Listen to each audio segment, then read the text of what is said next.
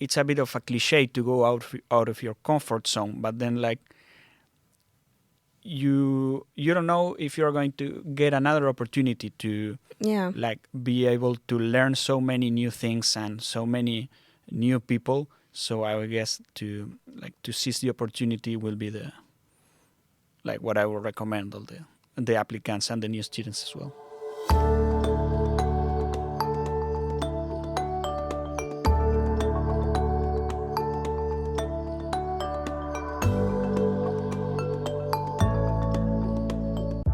Hi, and welcome back to the JYU for You podcast. My name is Juliana. I'm originally from Brazil, and I study in the DECO program. Hi, my name is Joaquín. I'm from Uruguay, and I study in the RESPO program. Yeah, so we're very excited to tell you that we'll be your new hosts. We're taking over from Irfan, who started this podcast and did a great job, and we hope you stick around for this new season. We will be talking about how it is to be a student here in Jyväskylä, different aspects of the student life and the different programs that are offered by the University of Jyväskylä, and also how to apply and how to become a new student to the university. Yes, so in this first episode, I'm interviewing Joaquín about his program, the RESPO Programme, Responsible Management and Business of Sport. And we'll talk about all sorts of fun things and his life here in Jyväskylä. He now has a rowing team, which is really exciting. So, please stick around for that. And if you want to learn more about Juliana and the DECO program, you can go to Season 2, Episode 8, in which she was a guest here with Irfan, and you can learn more about her experience moving from Brazil to Jyväskylä and starting in the program. Yes. All right. So let's start. So, Joaquín, tell me about how did you get to Finland? How did you get here? Well, when I was younger, I had studied my bachelor's in tourism administration, and I always wanted to study something abroad. And when I was like finishing my bachelor's, I realized that I really wanted to be more involved in sports. So like working in sport organizations, especially as I was a rower while I was studying. So then like I was involved in rowing clubs.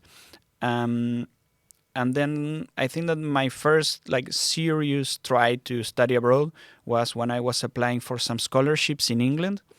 And then my girlfriend at the time, now she's my wife, she said, okay, if you go to England, I will try to find a place where I could study in Europe so that we are like kind of together.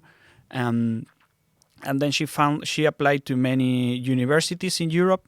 And then she was accepted in the La Penranta University, and then she went there. I didn't get my scholarship, so she started and I stayed in Uruguay. And the next year I also didn't get my scholarship, and then we realized that we should it was not like sustainable, so we should or either she will come back to Uruguay or I will come to Finland.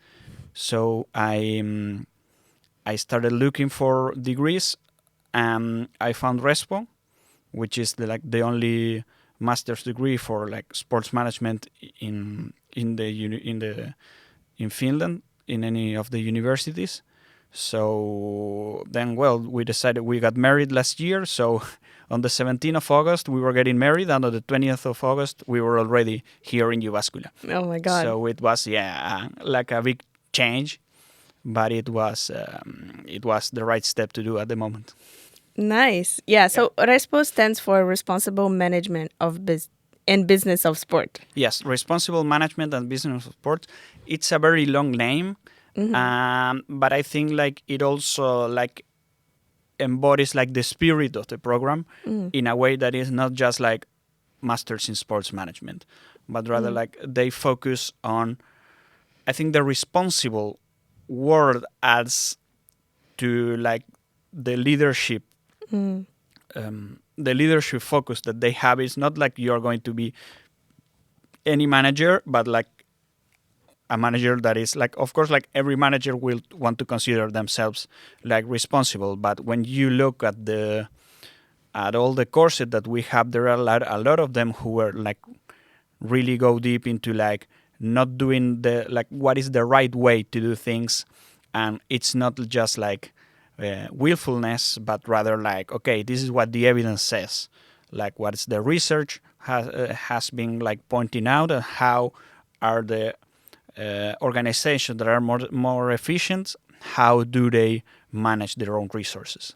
And I was like really comfortable with that, and I really like it. Nice. Yeah. Yeah. So tell me a bit more about what it means when we say sports management, because this is something that I learned from you about the difference between being a coach and being a sport manager, and how you got to that path that you decided, okay, what I want to do is sport management. All right. Well, when I have to go back to where I was a rower. When I was like a teenager in Uruguay, I was rowing and training a lot, and we were like sacrificing a lot to like be on the team, and then like try to reach for the national team as well, and training. And we had a coach that was like the best in the country, and like of course we really like what he did in terms of like we were getting better and getting good results. And then sometimes what ended up happening was that sometimes there was not enough money to go to all the competitions, or they will say, okay, let's plan this trip to go to race abroad and it's going to be nice, and then it's, oh no, sorry, there is no money. So then I realized that there is also a key person in the club that was missing right there, that it was like the person who makes sure that the money is there, or the person that is honest with the team and the coach and everyone and tells, okay, this is the budget for this year. We don't have money to go to all the competitions you will want to go, or we don't have money to buy new boats that we know that we need. But then but it's also the person who will say, okay, but let's try to do a raffle or do some fundraising to try to, we can buy new boats, but at least we can buy new oars, or we can buy a new motor for the launch, or things like that, that then you can scale up. I remember like talking to a club coach in Uruguay, and he told me, like, in our club we have a goal that is to buy one boat per year, and it doesn't sound very ambitious, but then after 10 years they have had 10 new boats, and my club has bought 0 boats. So that's like also like, I think that the manager has to like plan ahead in terms of like organizing resources, and that is something that when this figure is not present in the club, the coach ends up having to deal with everything. And if you are dealing with the managerial side and the coaching side, like, it's very hard that you will be doing both of them right. So that's why I think like that person is necessary, and it's also good to have them be as professional as possible. Yeah, which is very interesting, because I had never thought of that. I didn't really know the background and of teams and clubs and all of that. So that's really interesting. So in your program in RESPO, is there any courses or modules that you think were really helpful and enriching for you personally, that you learned something new and you were like, oh wow, like this blew my mind?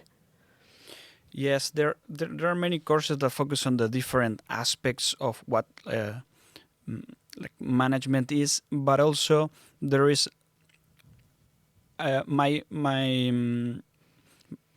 experience comes mostly from rowing clubs or from small volunteer clubs, in a way that I have never worked in a very large football organization or like a spectator sport.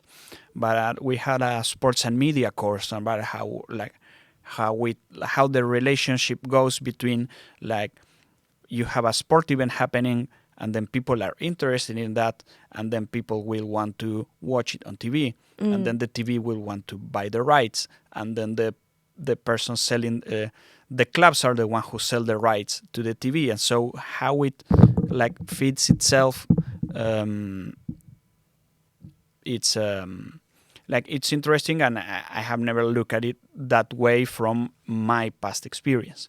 So it's yeah, I think what is interesting about my program, in the beginning I was expecting more like hands-on, like practical skills that you could use tomorrow, but then I realized that these are the kind of skills that you acquire on the field, and here it's a bit like taking a step back to looking at the larger picture, and then also like learning how to work with academic information, and try to look like what the evidence says that works.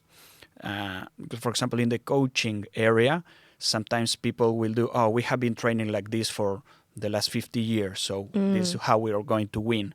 And then if a coach who uses old-fashioned tactics wins, then it's like, okay, well, if he wins, he wins. Like, we are not going to change to new evidence-based tactics if they do win. But then, like, the evidence will tell that in the long term, like, how it will be more sustainable to use other kinds of tactics or whatever. So I think that the ability to look at things from a different perspective, that is what the program has given me. Amazing. So speaking of academics, let's talk a bit about your research. You're now going into your second year. Yeah. And you started, your literature review from what you told me. So tell us a bit more about that process. Yeah. From the moment that you start your degree, they are telling you, okay, you'll start thinking about your thesis topic. And in my case, I was very clear that I wanted to write something about rowing.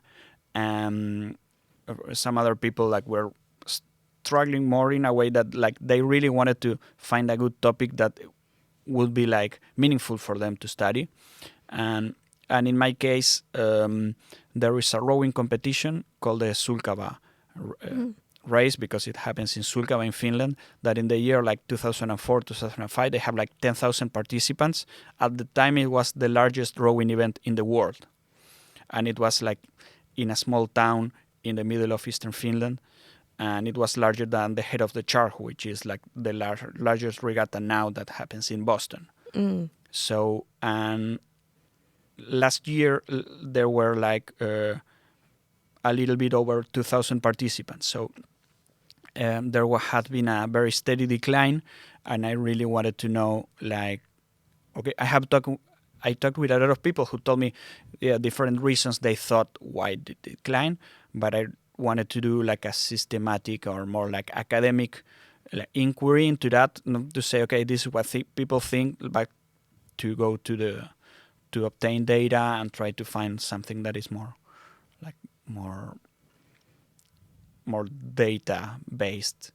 And well, now I'm working on my literary review, and after I finish it, I will start trying to get the data and then do the analysis.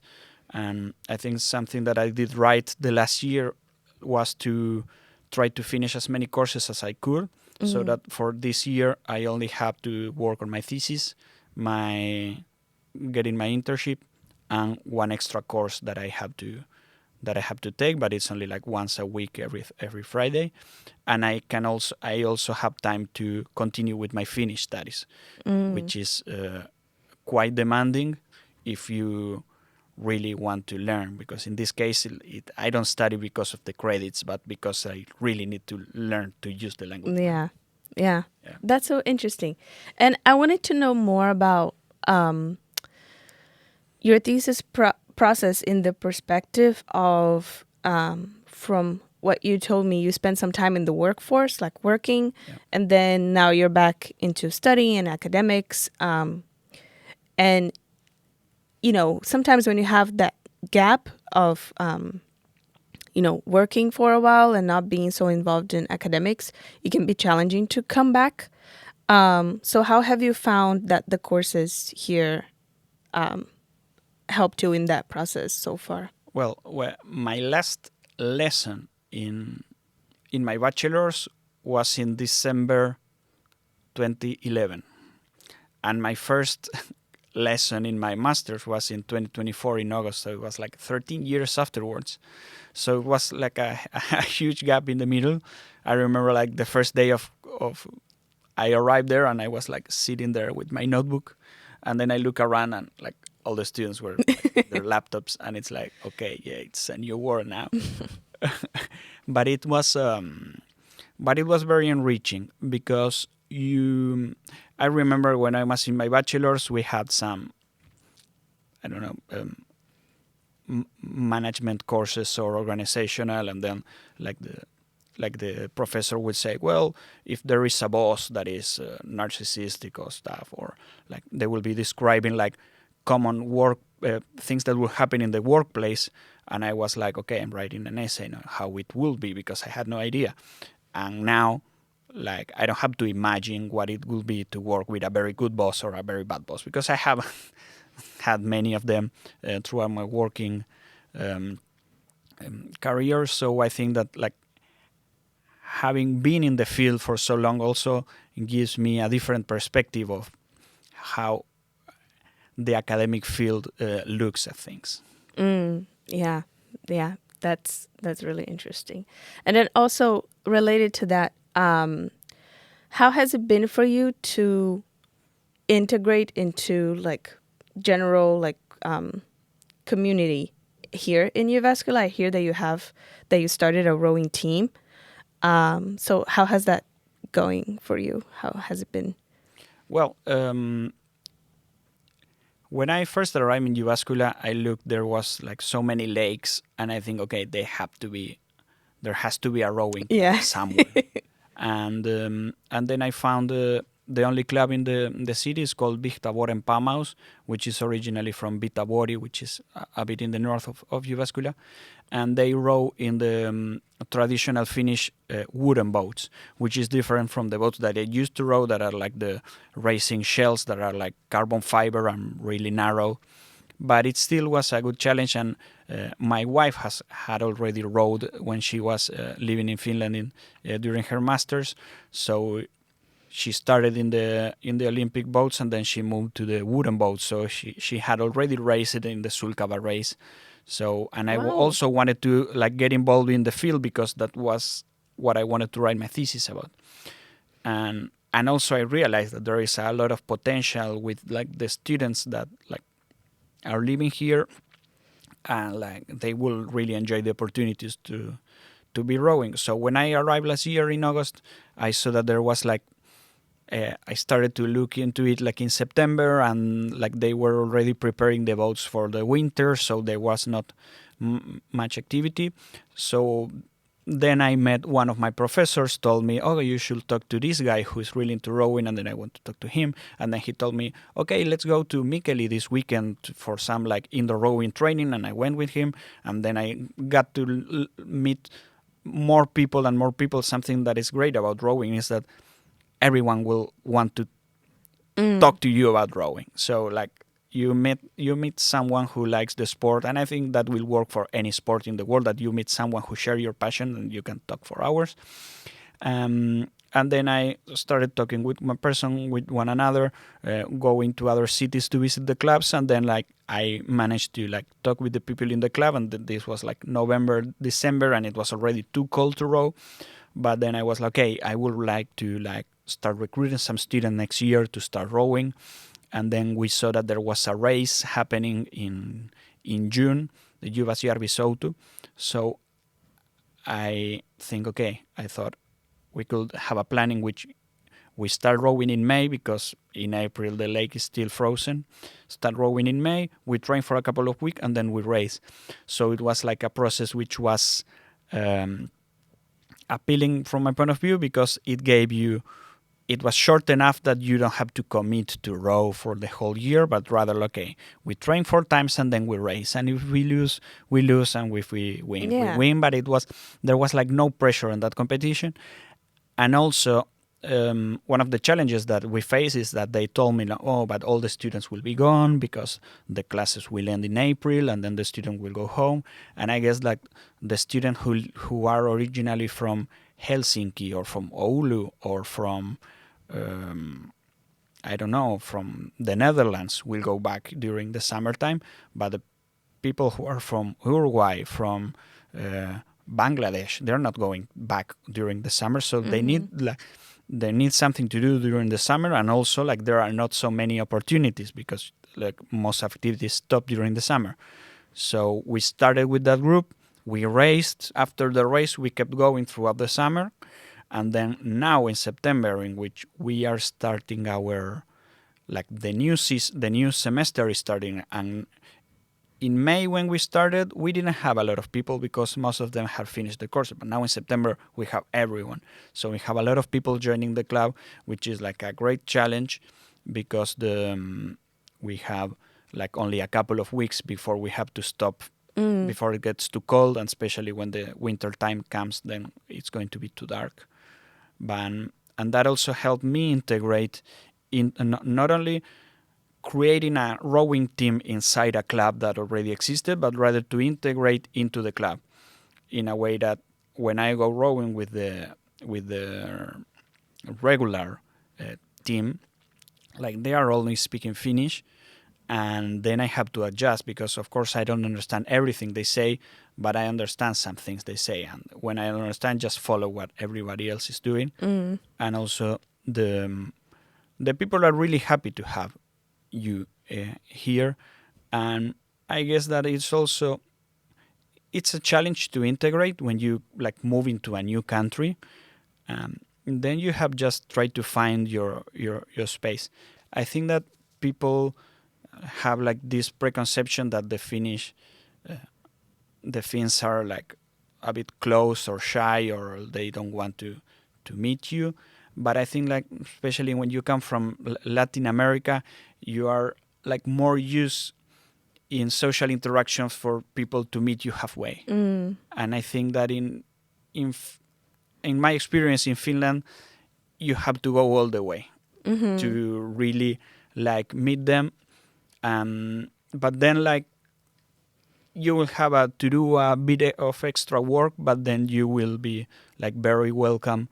And yeah, my advice for people moving into Finland is to try to find an interest of yours. If you like photography, if you like playing any sports or art, or if you like to sing, try to find a club that will help you, because of course, like if you like to paint, maybe you won't understand anything that they are speaking, but then your painting will speak for you. Yeah. As the rowing did for me, or the photography will do for someone else.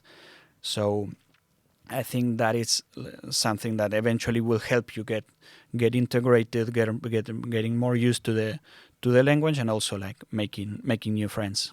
Yeah, for sure. I think what's interesting about Jyväskylä as a city is that it's big, but it's small enough that if you have an interest and you really like pursue it, and you go and you like make it well known that you are that person that likes that thing, you are known in the community as that person. Like for you are the rowing guy. Yeah.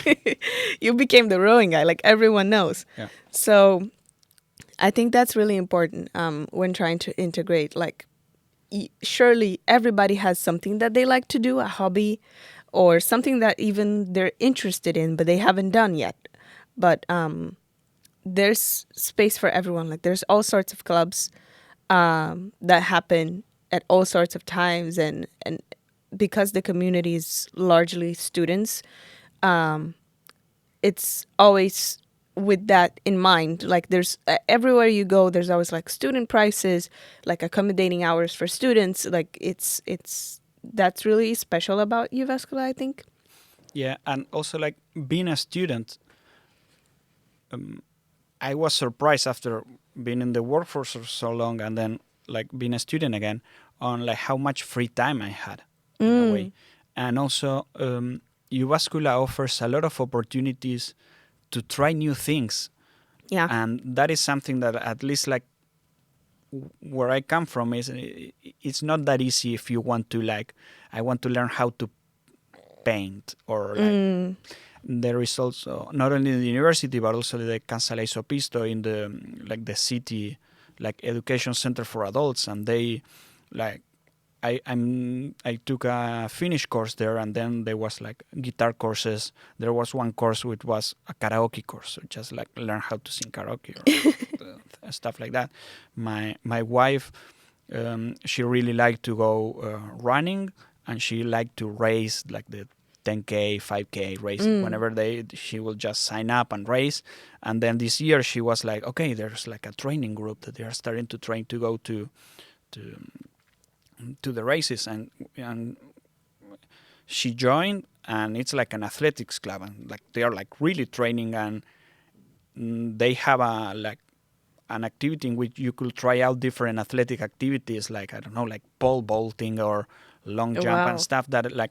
That is something, at least from my point of view, or in my own country, you will learn it if you are young, and then you go to the running track, and then you fit the like what they need. But here, like it's like okay, everyone can go and try and do the. Yeah. And also like with the winter sports as well, you can just like go like. I learned to do cross-country skiing while I was here, and I'm still not an expert, but I can just like go and try it out, or rent skates and go skating, or downhill skiing, and there are many sports and activities that you can try that it's actually like a very good opportunity for everyone, and also a good place to meet new people. Yeah, for sure. Yeah. Isn't Jyväskylä considered the capital of sport in Finland? Yes, that's the title that it has. It's how it's tried to brand itself. I think they are also looking to have like some kind of like official recognition of it. But it's but yeah, because it's the sports faculty is the only one in the university system in Finland. So all the students that want to study a master's degree in like physical education, for example, will end up here in Jyväskylä. So that's why also have like a very large tradition, and also they have a lot of sporting activities and teams. Well, we have just had the Finlandia Marathon last weekend with like people coming from all of Europe to race. So yeah, and they are building the new Hippos Center as well, which is like a new like sport. Oh wow, area. I didn't know that. Yeah, it's like right between the swimming pool and the ice hockey hall there. So it's also like developing a lot. So Interesting. Yeah. Cool. So Joaquín, talking again about RESPO, your program, what are the key aspects that you would say that you would highlight about this program? Yeah, I think that the competitive advantages of RESPO is that it focuses a lot on responsibility, sustainability, and ethics. So we have very good courses on sport ethics and leadership ethics, and because it belongs to both faculties, the sports faculty and the School of Business, we have a very good courses on sustainability and how sport as an area can be also a driver for sustainability, and yeah, in the responsibility area, all the managerial courses work very well in that regard. Then another key area will be all the courses that we have on how to write academic papers, especially like the master thesis, which is like a preview on how to do research. So I think that is like very interesting, because if you plan to be a researcher or follow on a PhD, it will be like your starting point. And if you don't plan to do it, it will be like a good opportunity to do, okay, at least once in my lifetime, I will do academic research. And then like you can have that understanding. And then another very important part of our degree is how they focus also in multilingual and multicultural communication skills, and some groups of like project management and how to deal with teams with different cultures, origin, and languages, where I found like very interesting, especially like coming at least from Uruguay, which is a very homogeneous country in a way that it's not very diverse. But also when I'm thinking about the workplace, if we are if you're organizing a sport event in Uruguay, let's say South American handball championships, then you only have to worry about finding someone who speaks Portuguese or a little bit of Portuguese so that they can explain things to the Brazilian side, which is still a language that has a lot of common with Spanish. If you were organizing the European handball championships in Jyväskylä, then you will have, if you're organizing the Nordic champion, the Baltic championships, so only with the 10 nations that are around us, you will be needing to speak with people from a lot of different cultures and languages and ways of like doing things that are different. And that is also something that like we have been learning and practicing, especially not only because of like the reality of Finland, but most students in our degrees will come from very different backgrounds and countries, and it's also something that really enriches the program. Yeah. And I found that in my program, we also have the multicultural and multilingual modules. And I found that to be really important because what we talked about in those courses were basically coming out of yourself, like looking from the outside to your own culture and where you are now. And there are so many things, like it's the little things, like what is considered polite, what is considered unpolite. And, it's hand gestures. It's even silence means something. And that is a thing here in Finland that, silence is very normal. In our cultures in South America, like you're always trying to fill up the silent gaps. Yeah. But that to me was also really memorable about my first year is, first of all, as I don't know if it was the case for you, but I had one of those classes at the very start of my program.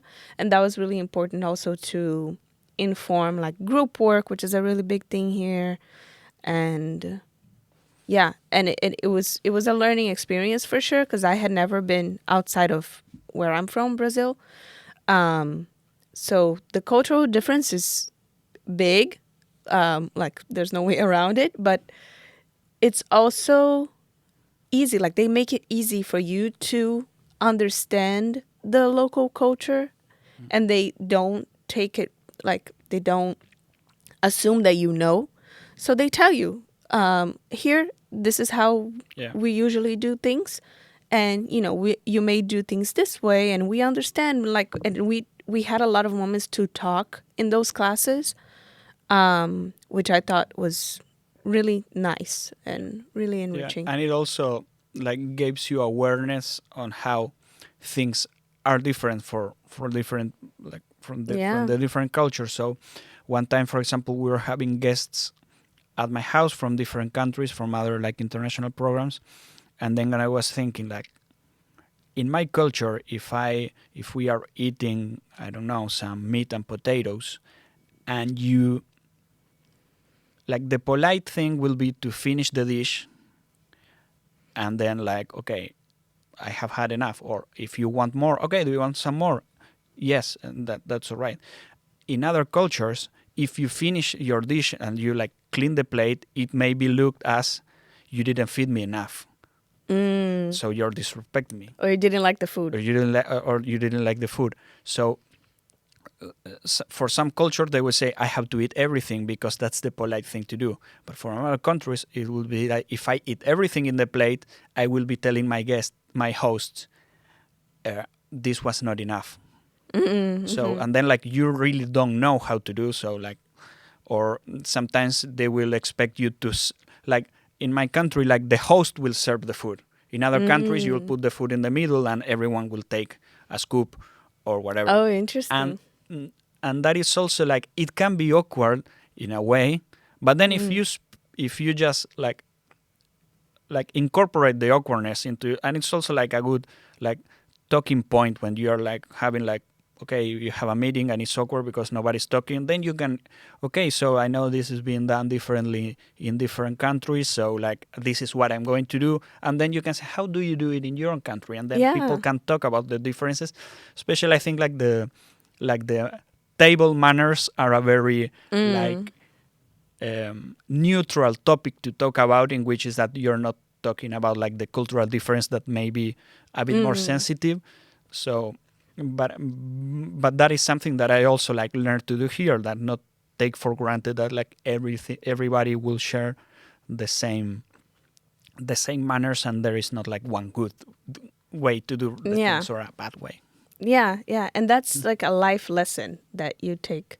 Like it's beyond academics and the course. Obviously, you have to do the work to like get involved and meet people and have those exchanges. Because in Finland, you can very easily like not talk to anyone. You can get away, like not even at the supermarket. Yeah. But there are plenty of opportunities to make friends, meet people. Like we said, go look for people that have the same hobbies or interests as you. And yeah, is that the message that you have for future applicants? To finish off, what would you say? Yes, I would say like your master's degree will go like very fast. It's only 2 years. You'll start like getting the real feel of it when you're like almost like halfway through it. So yeah, I will say to like embrace the opportunity, try to go out of your way to meet new people, and like it's a bit of a cliche to go out of your comfort zone, but then like you don't know if you're going to get another opportunity to like be able to learn so many new things and so many new people. So I would guess to seize the opportunity will be the like what I would recommend all the applicants and the new students as well. I would say networking is also really big here. And like when you say to seize the opportunity, I think that can come in different ways. I would say one really big thing is that there are so many events that happen, not just in Jyväskylä, but also cities that are very close by, like Tampere. You can be there in an hour. That was the time that I used to commute back and forth from my university. So that's nothing to me. Many events that like allow you to meet people in your field, and that's, I think, when you really go a step further from just being at the university and in that academic arena, that you, of course, you may want to be there, but also it's important to get to know other people that are either doing the same thing as you or somebody that may get you somewhere else. So I would say always be informed, because nobody's gonna maybe like come and invite you directly, but it's out there. The information is out there on social media, on JYU's newsletter. I find a lot of events there through my email, and there's just a lot happening. And I would say, yeah, keep informed, make friends, try to network, and just have fun, because like you said, 2 years go by really fast. Yeah. All right. So thank you everyone for watching, and we'll see you on the next episode. Thank you. See you.